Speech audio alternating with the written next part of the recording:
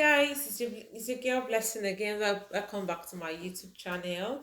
Today I bring to you stories from the Mount Zion movies, popularly produced by the famous Martin, that is Mike Damilola Bamiloye. Okay, he's one of the producers in Mount Zion movie. But this particular movie, he published it on the Zion Playhouse. So if you're looking for it on the Mount Zion movie channel, I don't know if it was published there as well. But just know that it was uploaded on the Zion Playhouse. So in case you want to watch it after now, go to Zion Playhouse channel on YouTube and search for Corpers Lodge. It has from part 1 to 7, but I'm going to make it brief for us in this video. Like the name implies, Corpers Lodge talked about young adults who finish studies and they are doing their National Youth Service Corps, as we do in Nigeria, right? And sorry about that. And in this video, I would say the movie was more about a particular or set of people. Yeah.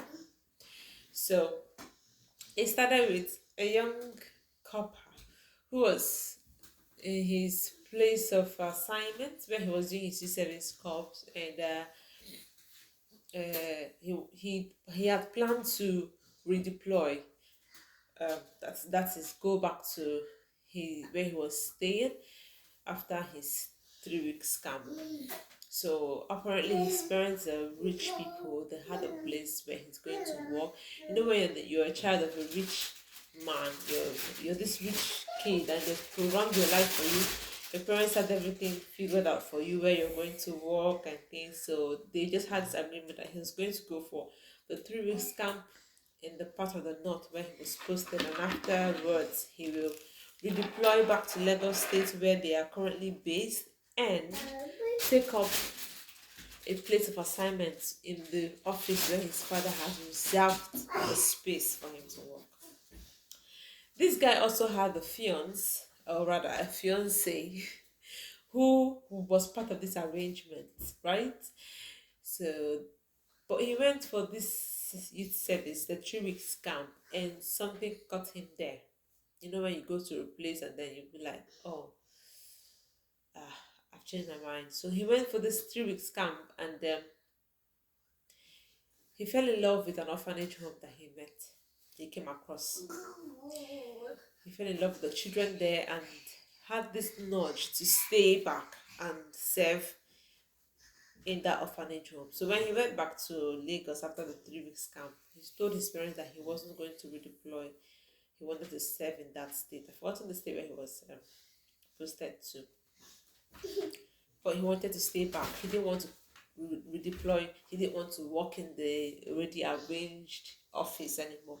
He wanted to serve in that local community. And this didn't sit well with his parents. They were disappointed. His fiancée was mad at him because she felt like that means he's going to stay away for 1 year.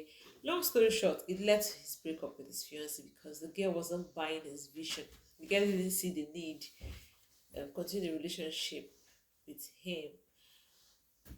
And he also didn't see the need because he felt like the girl wasn't buying into his vision. And when two cannot agree, they can't be one in marriage. So that led to their breakup. After much back and forth with his parents and praying to God, because he so much believed it was God telling him to serve in that community, he took it back to God, and God spoke to his father to allow him to serve in that community. So how it happened is that the father had a dream where this son of his was trying to. So this son of his was trying to say. So this guy was trying to save a little girl in that dream, but the father kept holding him back. He was begging the father in the dream to allow him, because the little girl, I think, she fell into a trap set for animals, and she was seriously injured. And the guy was trying to run and save that child and save the child from the trap, but the father refused. He kept holding him back, and on the long run, the child collapsed, and the boy blamed the father for being the reason for that child's death. He was like, if anything happens to that child, it's because of you. So when the man woke up, he now saw it like that was exactly what he was doing in reality, trying to hold his son back from answering that call, because the son kept saying that he had this knowledge that God wanted him to work in that orphanage and save those children or help those children somehow. He didn't know what exactly, but he had that knowledge to go and serve, and he has to be in the orphanage, like has to be around that orphanage.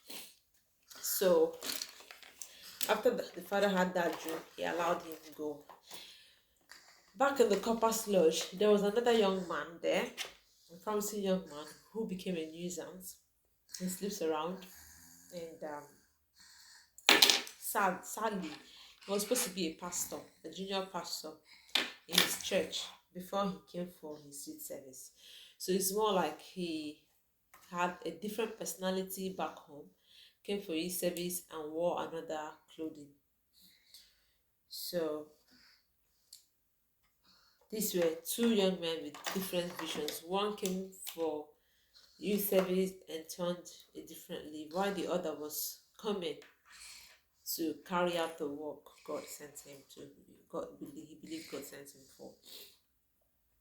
So the guy in the Corpers lodge that became a nuisance, his name is Femi. He slept around with girls, and he kept lying to his parents that he opened a ministry in camp in his place of his service, and he's winning souls. He also had a fiance as well, who is also a pastor's daughter, and he kept lying to this fiance that he was winning souls. He was carrying on the light of God, the ministry. Oh, if you hear him talking, you believe him. The guy, life full in mouth. He was so good with the lies. Unfortunately for him, he didn't know that his cup was going to be full pretty soon, because a young lady was sent to that same camp, to that same lodge.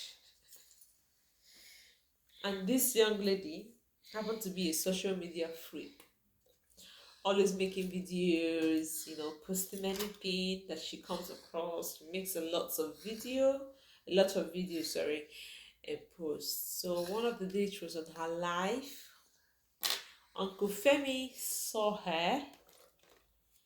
Without realizing she was on live, started asking her out. And the girl, trust the girl now, she did not hesitate to film Uncle Femi and make content out of him. Unfortunately for Uncle Femi, the video trended, and his fiancée got to see it. And that was how it was like Uncle Femi had casted though. So he had casted. He was on social media for the wrong reason. So all the people he was lying to, that he was busy winning souls, had to see that Uncle Femi was not winning any souls. He was trying to win ladies instead. So his fiancée was disappointed. And because of that video, he was trying to get the lady that filmed him to take down the video. That one refused. So out of anger, he broke the girl's phone, and the girl went mad. And even made another video of him with a phone that someone else gave her. Made another video of him where he was fighting in school. So what led to the fight? He was teaching as a copper now. Coppers, they ask them to teach, most of them.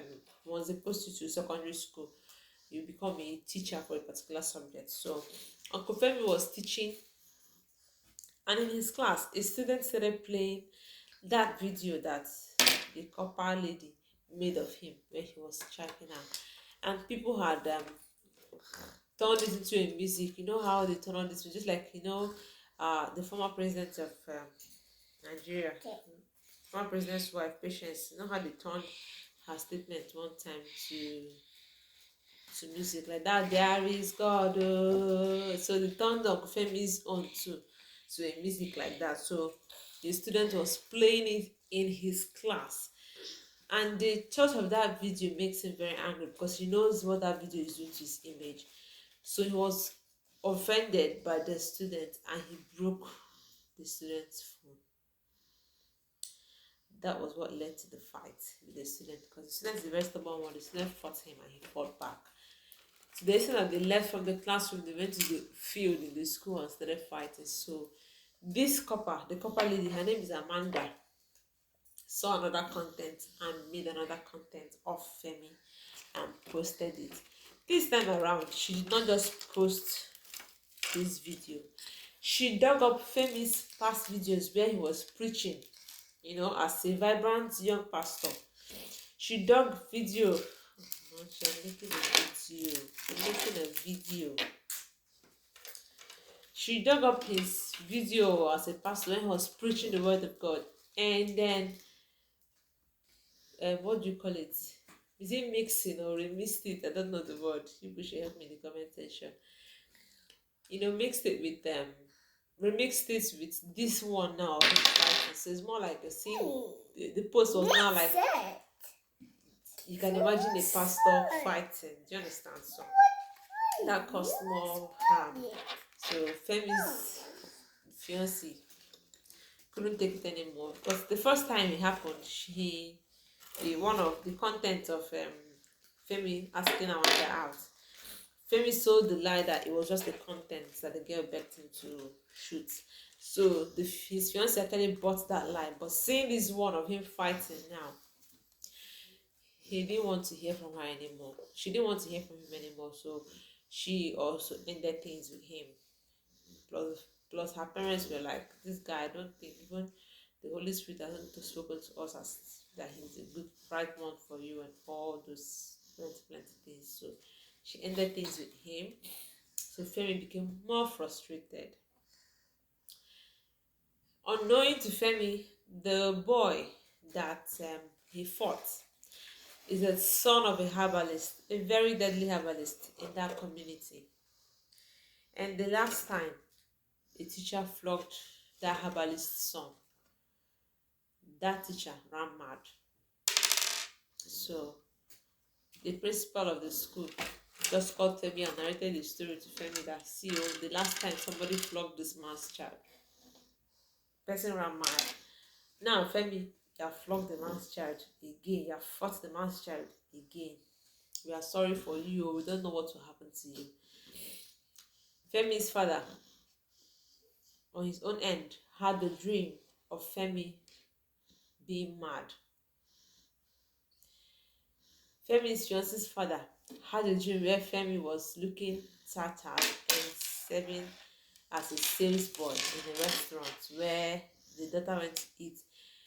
He was asked to serve his fiancée, and he served the fiancée, I think, was it cockroach or something spoiled.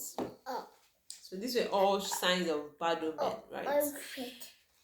Yeah. But Uncle Femi was still trying to cover up. His parents called him and narrated the dream they had and asked him, how are you? Femi said, he's fine. How is the ministry? Daddy is fine. Today we won 50 souls. He was still lying. Even after they've told him that, that person you flogged, the person you fought, the father is the herbalist, see what happened to the last person that flogged the brother. You don't know what happened to you. He was filled with fear, but then he was still lying to his parents. The mom had so much faith in him. Even when the dad was trying to say, Femi, are you sure? Are you sure you're still in the way of God? Are you sure you're still doing the right thing? The mom was saying, that dream is not true. It's from the pit of hell. Don't let it put fear. My son is this, my son is that. You know how women can be. She was so sure her son was doing well. So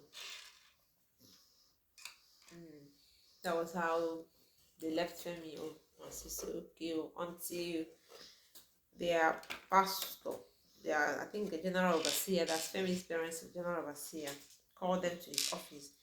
And because they've not seen the video of their son, they've not seen it.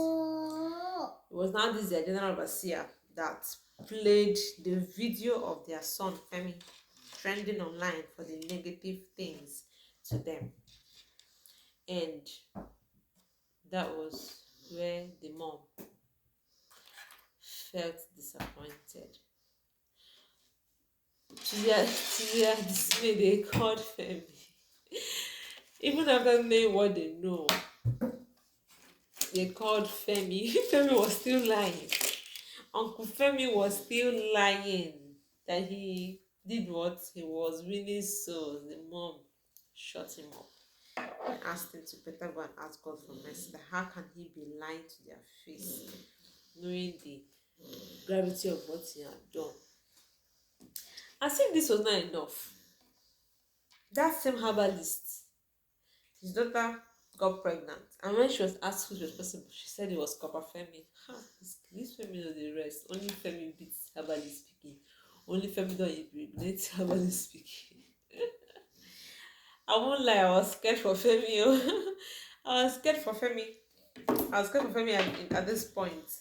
I was scared for him, but I'm like, okay, let's see what happens. Maybe his parents' prayer will save him, because he has not even really repented. He will tell you, yeah, he's repented now. God, please have mercy. And then the next minute, he's still lying to that person that he was winning souls.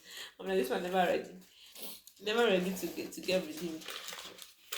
So, the herbalist gave the daughter a charm to go and use it on Femi. That if Femi is responsible for her pregnancy, he will not be able to deny the pregnancy. That means if he denies, like, the charm will make him not deny the pregnancy. The charm will make him accept the pregnancy and follow her, like love her and marry her. So the girl went and did as instructed. But luckily for Femi, Femi wasn't responsible. So the charm didn't work on Femi. But it worked on Femi's copper friend, Emeka. And he became an imbecile. Enough of Femi, let's go to the other guy. The one that the parents didn't want to allow to serve when he wanted to serve. His name is Daniel. As the father allowed him, he came to this community for his service, introduced himself to the orphanage, and started buying things, and helping around, because the woman accepted him, the children loved him, so he was helping around. But something tragic happened. He introduced himself during his camping period. The children liked him, so that period was begging his parents to go back. Something tragic happened, and coincidentally, it was the same day that the dad had that dream. Of him trying to save a child, and he didn't let him. So the child, according to them, they said the child had an accident and they needed to rush the child to the hospital. So the father gave him permission to go over to that place and help save the child. So that's how he got his permission to go serve at that orphanage home. So when he got there, the doctor told him that the injury wasn't an accident. It looked like a deliberate action.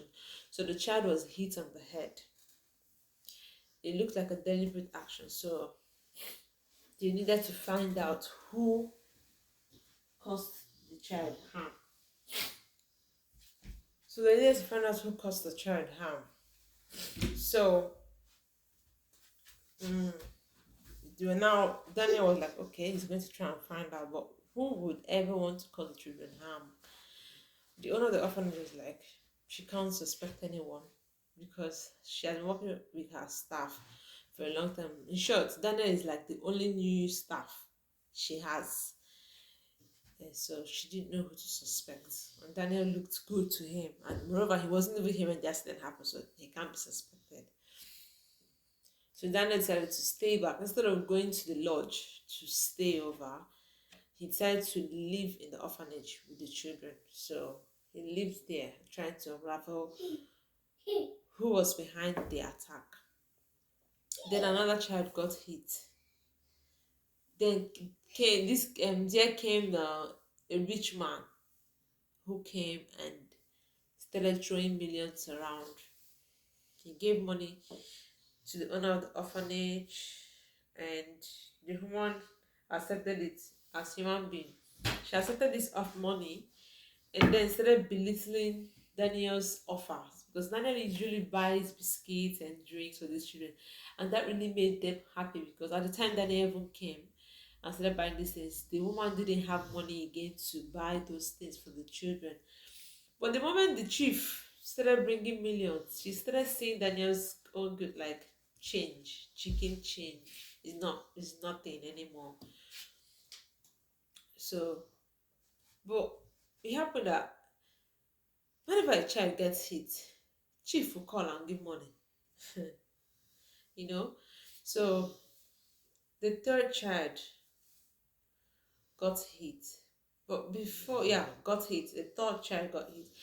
The day that third child was hit, the gate man was seen in the kitchen with a wooden stick.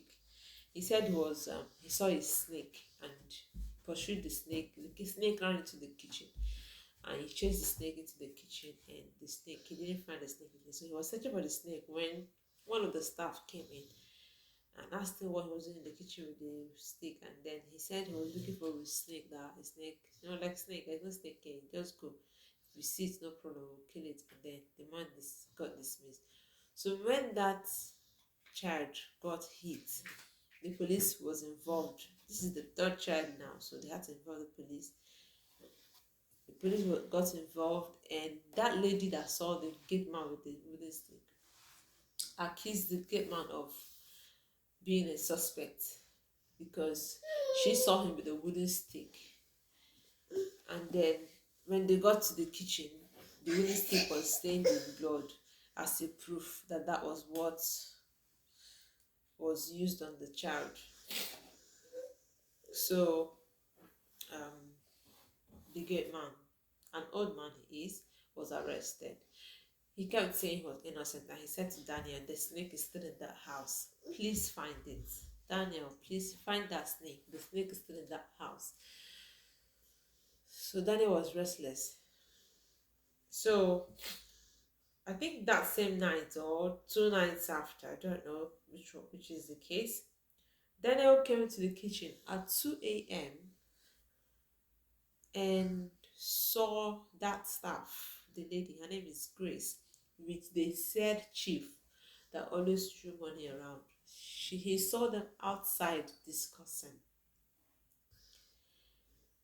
And he overheard them saying they want 5 girls. They've gotten 3 and they need 2 more. So the chief was telling the lady, Grace, to get 2 more. And the lady was trying to say, chief, we need to slow down. There's no suspicion everywhere. Like everything is happening so fast. Let's slow down so that we can strike when nobody is suspecting anymore. But chief wasn't having it. He was desperate for the 5 girls. Then they also had a nurse in the hospital where these children had been taken to, who was going to harvest the organs of these children. So Daniel recorded this, and but he was in the kitchen, so he wasn't really hearing them properly. So from the video, you won't really hear them properly, but you could see the 2 of them talking. But Daniel he heard about the 5 girls, not the rest of the discussion. So he took it to the owner of the orphanage, and the woman was like, what would you be doing here by this time? She was, I'm going to call him. Then he was like, no, don't call him yet. The woman went ahead to call Chief to confront Chief, only for Chief to say, I forgot to tell you I came to the orphanage by 11:30 p.m. last night, and I heard you've already slept. So I spoke to Grace and gave Grace some money to give you. So Grace came in with an envelope saying, "Ah, ma, this is the check Chief gave me last night to give to you. He came really late. He said he was busy and you've already slept." So she passed the money to the woman. And the woman was not like, "Chief, what time did you say you came?" He said 11:30. "Grace, what time did you say Chief came?" Grace said 11:30. But she was like, "Okay, Chief came at 11:30, not 2 a.m." But Daniel was saying, "Ma, but look at the video. The the time on the video tells you 2 a.m. I did not put that time myself. That tells you the time I actually made the video. But the video didn't have money." So she just said, "No, Chief and Grace cannot be lying. Chief says he was here 11:30 and Grace confirmed it. So Daniel, there must be something wrong with your video." So she didn't believe Daniel. That's how she took off her eyes from Chief and Grace. Then Daniel ran into Grace's room because he saw her with a certain wooden stick that night she was talking to Chief. So he was sure that was the stick she was using to hit the children. So he ran into her room to find the stick, and Grace came into the room, found Daniel there, and set Daniel off immediately. Held Daniel and started shouting for help, and people came in and he said Daniel tried to rape her. So Daniel was sent out of the orphanage home on the count that he tried to rape Grace. So Daniel was sent out. Then, not long after, the fourth child was hit again, attacked. Again, the fourth child, meaning it was just left one child now to be attacked.